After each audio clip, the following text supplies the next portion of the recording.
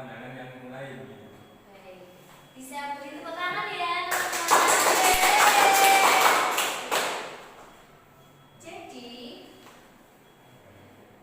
benar sekali yang dikatakan saudara Erza dan saudari Naila. Untuk iya benar. Untuk unsur-unsur ekstrinsi terdiri beberapa. Ada yang mau menyebutkan? Saya. Oke. Silakan. Ada tema, alur, latar, tokoh, amanat,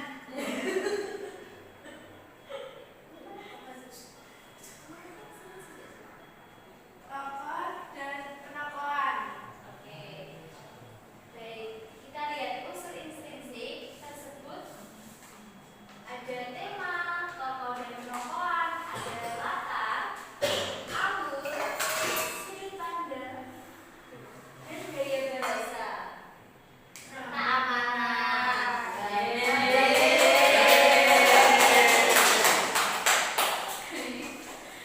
Nah, untuk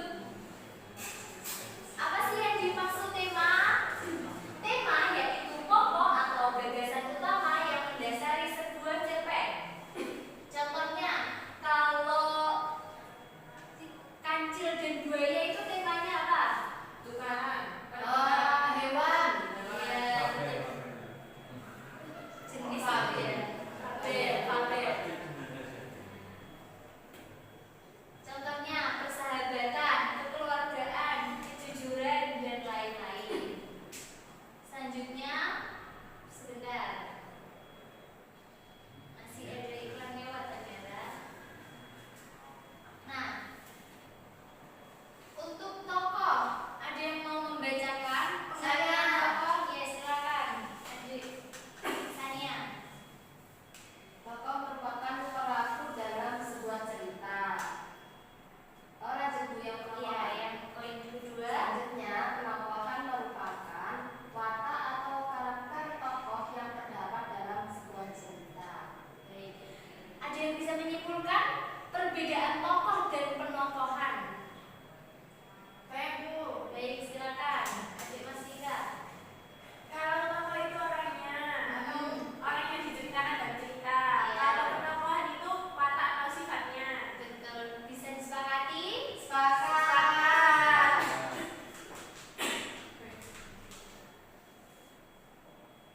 Nah, tokoh sendiri terbagi menjadi 3, yaitu berdasarkan peran ada tokoh utama dan tokoh sampingan serta tokoh figuran. Kalau berdasarkan watak ada 3 juga, yaitu protagonis, antagonis, dan pritagonis. Apa sih yang dimaksud tokoh utama? Silakan dijelaskan saudara Ardi. Tokoh utama. Apa yang dimaksud pengertiannya?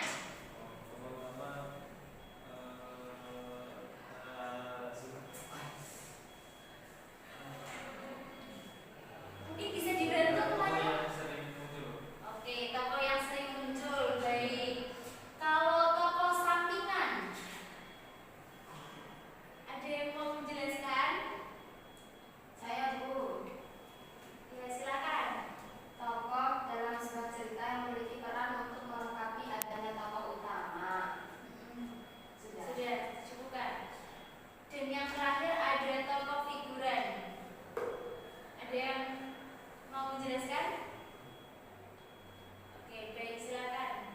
Ya, untuk tokoh figuran ini merupakan tokoh-tokoh yang melengkapi di setiap bagian ataupun posisi-posisi dari karakter tokoh itu sendiri. Misal dalam karakteristik tokoh ada antagonis, protagonis, dan pritagonis, dan itu banyak sekali. Misal ada yang berperan sebagai ibu rumah tangga ataupun anak ataupun adik, ayah, dan lain-lain seperti itu untuk tokoh figuran.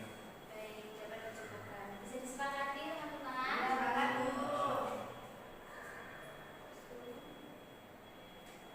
Nah, untuk wataknya ada 3,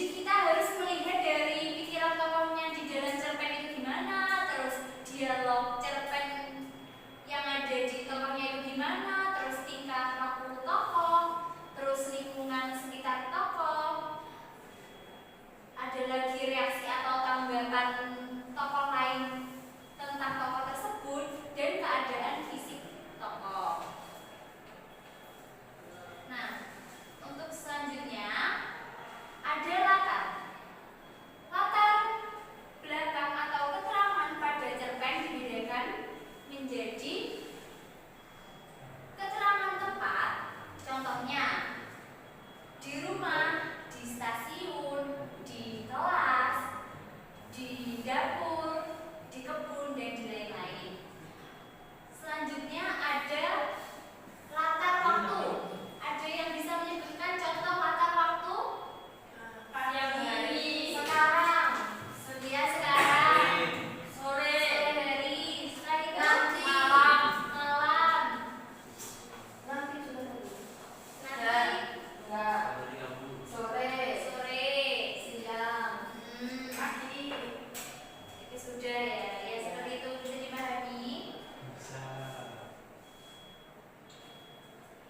Untuk suasananya, contohnya suasana itu menggambarkan keadaan lingkungan sekitar yang kalian rasakan. Contohnya kalau di kelas sekarang suasananya gimana? Ramai. Menyenangkan, terus Sepi. menegangkan, Senyap, senyap. Teduh. Senyap. senyap, teduh, dan lain-lain. Bisa dipahami? Bisa. Oke. Nah, alur, ada yang mau membantu bacakan? Saya. Oke, saya mau mendengar suara dari Bagas. Alur atau plot adalah rangkaian kronologi atau jalannya peristiwa. Alur dibedakan di 3 alur, yaitu alur maju, mundur, dan alur campuran. Terima kasih Bagas. Jadi, alur adalah rangkaian kronologi atau jalannya peristiwa. Alur dibedakan menjadi 3. yang pertama, alur maju. Gimana sih pengertian dari alur maju? Ayo, Naila. Alur maju. Maju yang Alur maju itu yang ini Bu, yang berurutan rangkaian peristiwa dalam sebuah cerita yang berjalan secara linear dan kronologis dari awal, tengah hingga akhir. Baik. Contoh alur mundur. Aku mau mendengar pengertian alur mundur dari Aji, silakan. Saya flashback, Bu. Oh, bisa yang menggunakan bahasa Indonesia dengan baik dan benar?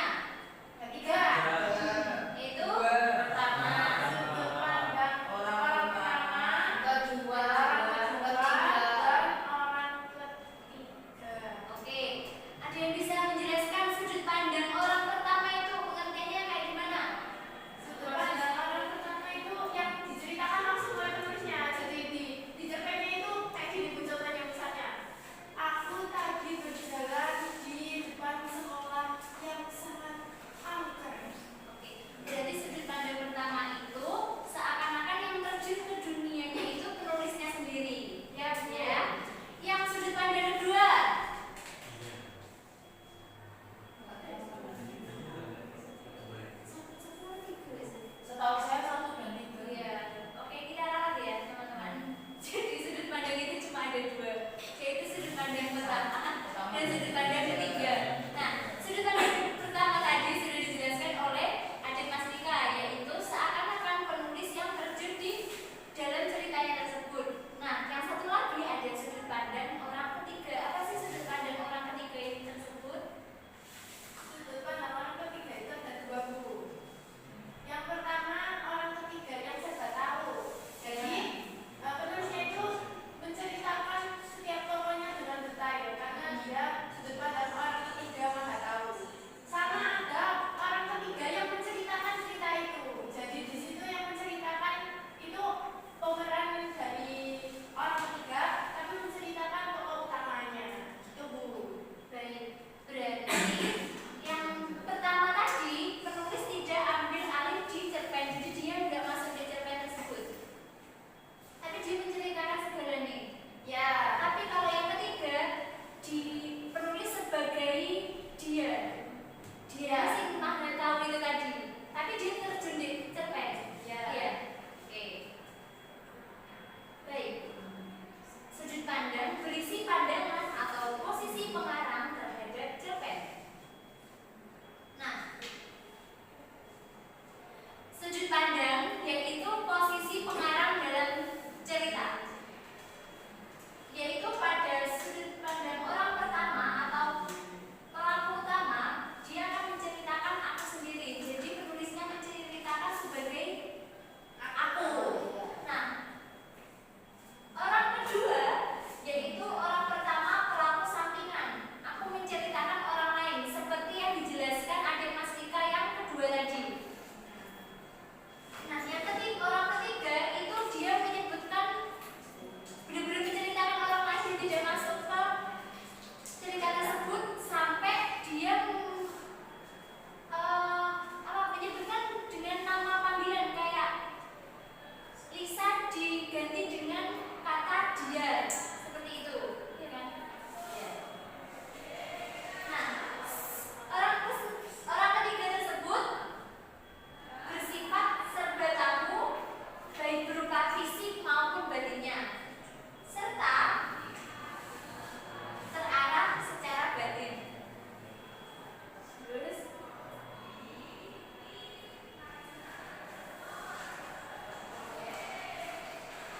nah, sekarang kita masuk ke gaya bahasa. Apa sih fungsi gaya bahasa dalam cerpen? Gaya bahasa berfungsi untuk memberikan kesan yang lebih menarik dengan menggunakan majas. Ada yang tahu ada contoh majas itu majas apa aja? Personifikasi. Terus personifikasi itu yang seperti apa? Personifikasi itu yang ya benda mati seperti orang hidup. Contohnya, Rumput itu bergoyang-goyang. oke, baik. Sekarang lanjut majas Hiperbola. bola, yaitu Diam lebih dahulu. contohnya, Aku rindu sampai aku mati. ya, yang ketiga itu tadi majas singilu. Ayo, Mas Rika, Lupa bu. dicari. Ayo, ingat. Ayo, apa majas singilu? Nggak tahu bu apa lo bu? Majas singilu merupakan Oh itu yang itu bu. Membandingkan ya bagaikan kayak bagaikan rembulan yang bersinar terang wajah sangat cantik bu guru. Oke, berarti majas singilu itu apa sih namanya? Hampir sama kayak hiperbola tapi kayak ditambah-tambahkan ya. Bisa dipahami anak-anakku? Bisa. Oke, selanjutnya